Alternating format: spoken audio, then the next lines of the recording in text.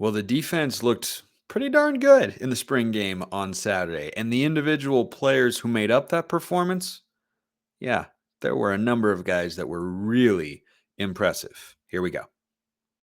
You are Locked On Ducks, your daily podcast on the Oregon Ducks, part of the Locked On Podcast Network, your team every day.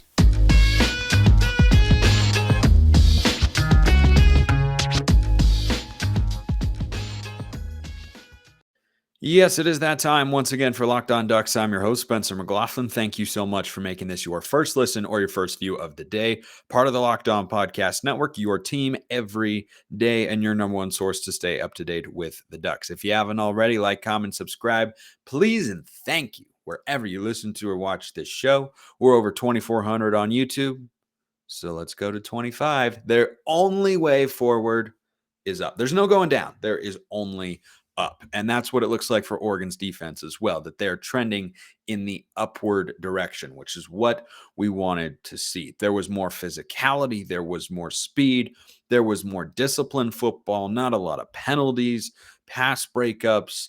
I just liked so many things that we saw from the defense. Even in moments where the offense looked like it was going to make a play, the defense kind of stepped up. You know, there was a pass, there were a couple throws from Ty Thompson that were actually pretty good balls over to the sideline, and he was having to try and sandwich it in between two guys. He also threw a couple balls that should have been intercepted. But let's get to the individual standouts here. Now, this is in no particular order because guys are playing different positions. They shine at different moments. And, this is from what I saw in the game. These are the guys individually who stood out the most on defense. I want to start with Mateo Uyunglele, and then I'll get to another true freshman. Now, Mateo has got some pretty high expectations here. I feel like he's kind of flying under the radar because he's been committed for so long, a bit. But remember how we were feeling when he committed on National Signing Day in December. That was a big, big deal. Big time recruit, top 50 player, was a 5-star for a long time, lost a star at the end of it. I'm frankly okay with that because all that could possibly mean is that Mateo's playing with a chip on his shoulder. And I tell you what, that guy is a true freshman, is more ready than just about every true freshman we've seen in the last 5 years, save for one. He plays for the New York Giants now, to step in and be a productive edge rusher in his first year of college football. First of all, he's clearly big enough, 6'5", 265. He'll keep hitting the weight room, but he looks big enough, fast enough, strong enough. He's twitchy. He's explosive. He made plays. He was disruptive. I saw an array of pass rush moves. He had a little speed rush. He can bull rush you. I mean, I was impressed, and I wanted to be impressed.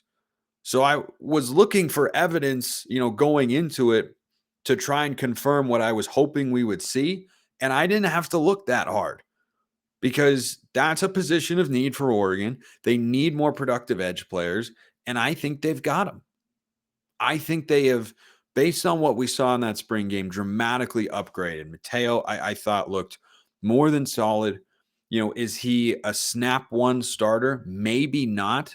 But is he a game one, week one player, which is the same thing? I don't know why I said that. But is he a day one or is he a game one regular player for the defense? Yeah, I think so.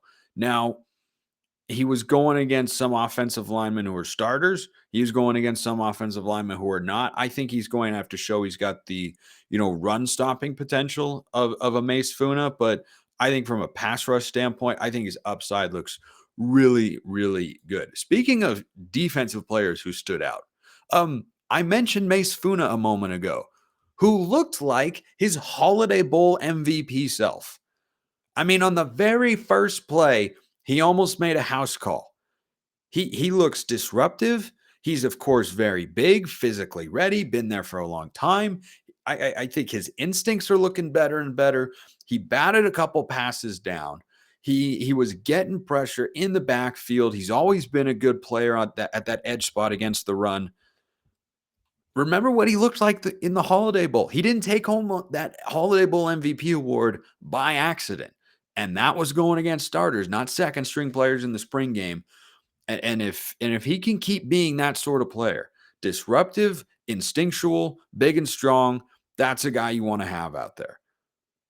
Is his ceiling, as high as Mateo's? No, I don't think so. But is his floor, matching Mateo's or maybe even slightly above it? Kind of looks that way. I mean, he continues to look really good. And if you've got a rotation of 4 edge players that are Mace Funa, Jordan Birch, Mateo Uyunglele, and then either Brandon Dorlus or Blake Purchase, a true freshman who arrives in the fall, or go down the list. Amarian Winston played in this game. I thought looked pretty solid. He wasn't one of my big standouts, but looked like he did some pretty good things.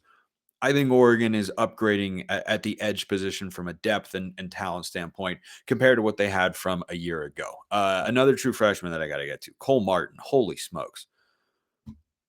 You talk about making your presence felt immediately. He was not a name. He was one of Oregon's first 2023 commits. Like I remember, I have this weird vague memory of Cole Martin, being on the board on the 24/7 website as an Oregon commit in 2023, and there was nobody else there. It was just Cole Martin. You're like, oh, all right, 4-star defensive back, a little bit smaller, but he's Demetrius Martin's son. Oh, okay. Yeah, we'll see what he has. Makes a lot of sense.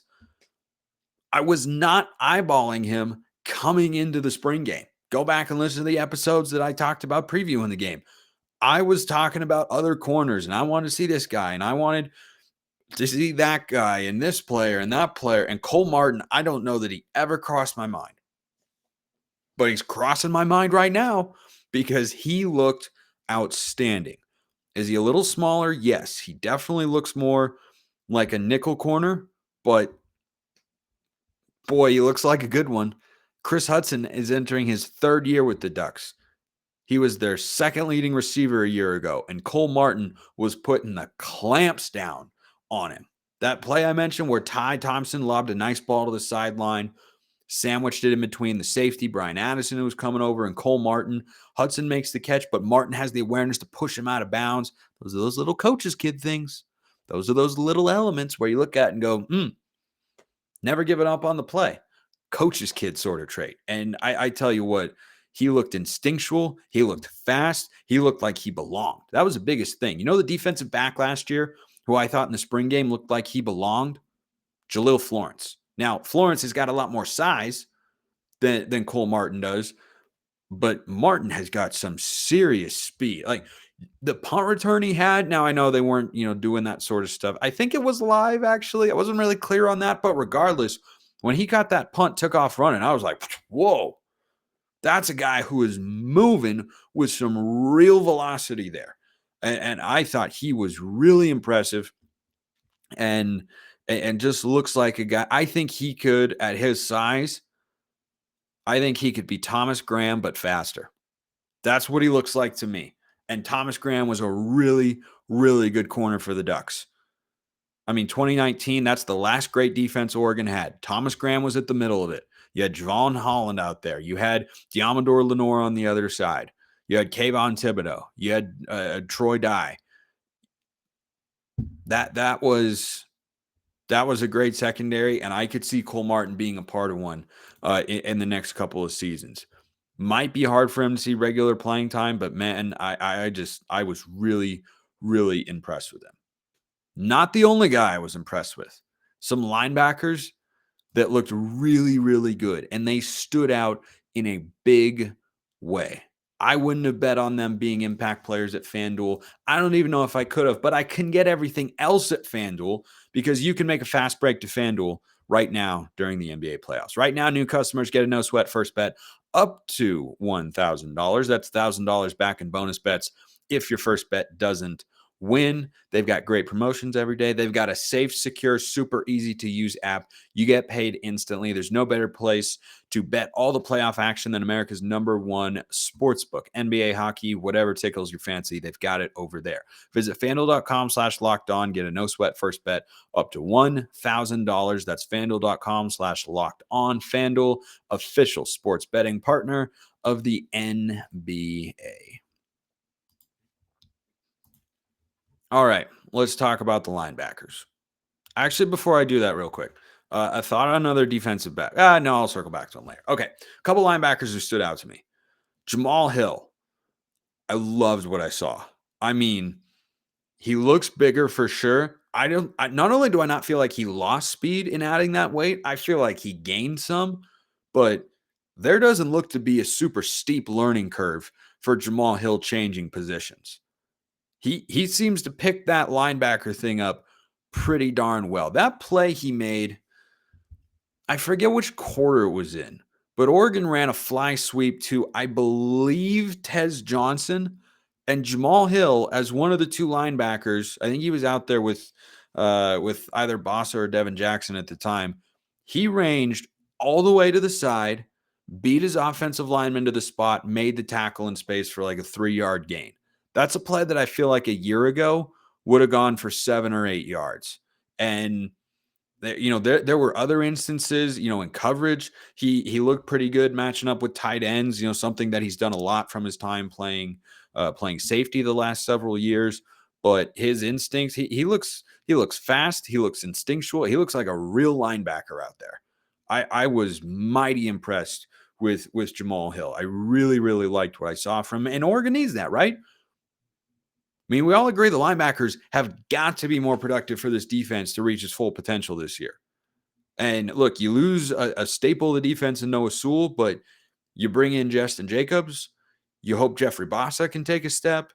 Jamal Hill is in there. Connor Soelle from Arizona State, he's in the room. But the other guy that I want to highlight here in a big way is Devin Jackson. I've been a Devin Jackson fan since he was recruited to Oregon because there aren't that many linebackers who run a 100-meter dash in under 11 seconds. Devin Jackson is one of those guys. Now, he redshirted last year, did not really play. He was out there with Jeff Bossa on the yellow team quite a bit on the defensive side of the ball. And I tell you what, there was one particular play. I think it was the one where Tysheem Johnson lit up Bucky Irving and forced an incomplete pass. Devin Jackson came on the blitz from the second level, and that dude looks every bit as quick as we thought he was. He looks a little small, like he's on the smaller side, but I tell you what, we've talked about here on the show before about how the team speed has to improve. And in my view, the team speed has improved. We saw that in so many ways. Tysheem Johnson, Evan Williams, by the way, looks faster than Bennett. And you just look at guys like Jamal Hill, who's fast. Jeff Bossa's got speed. Devin Jackson with speed. Mateo's got speed on the defensive line. The overall team speed of this Oregon defense, I think it's taking a big step forward, and it needed to. And I don't know how much Devin Jackson plays this year. But when you think about the future, that's a guy I really want to keep around.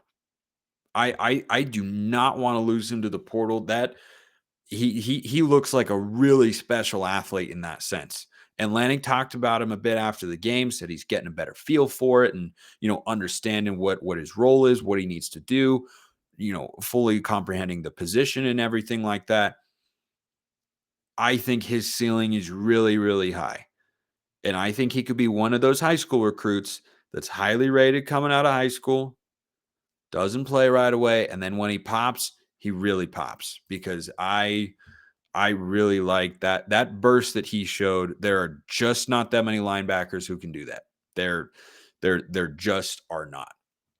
So let's talk about one other defensive back. Well, actually two more. For individual defensive standouts here. And if you have a thought, by the way, Smalls_55 on Twitter or at Locked On Ducks, mentions and DMs wide open. You can also hop in the YouTube comments. Curious who stood out to all of you in the spring game on Saturday defensively.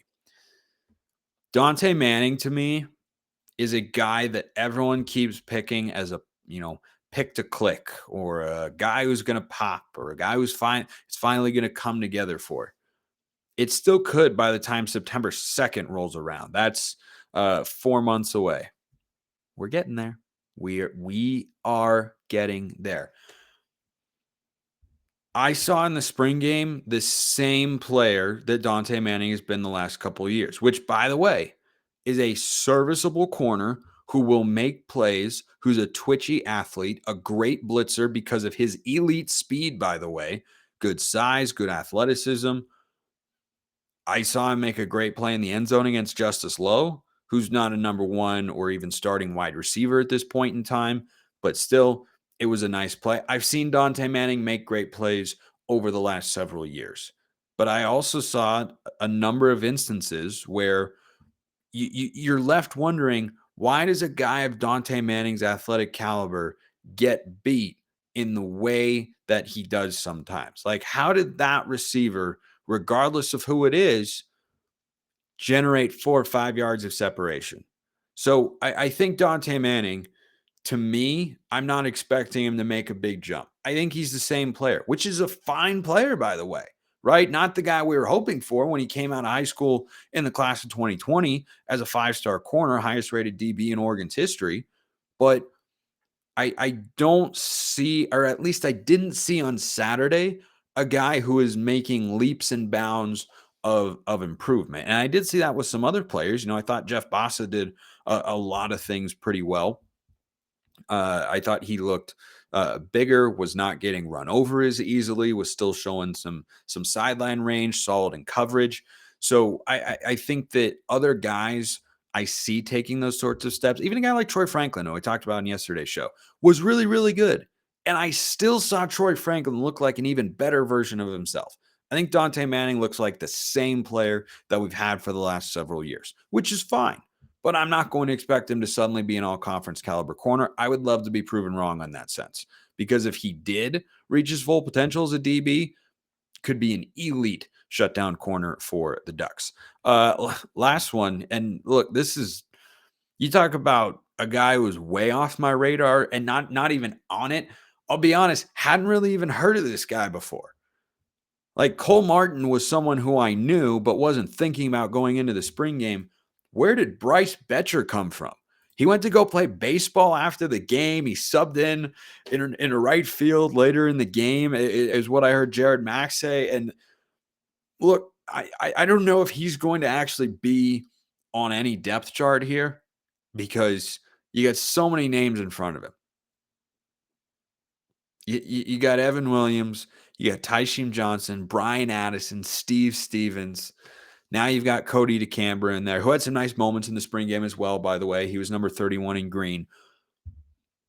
Betcher was out there on Team Yellow, and he just kept making plays. Like, I don't know what they're going to do with him. I don't know if maybe it's a flash in the pan. I think there are guys every year on either side of the ball who show a lot of promise and potential, never end up seeing the field. Maybe he's one of those guys, because I don't think he's expected to be a top player in that sense. But boy, I saw him be a part of pass breakups. I saw him be disruptive. I saw him make tackles in space. He looked fast.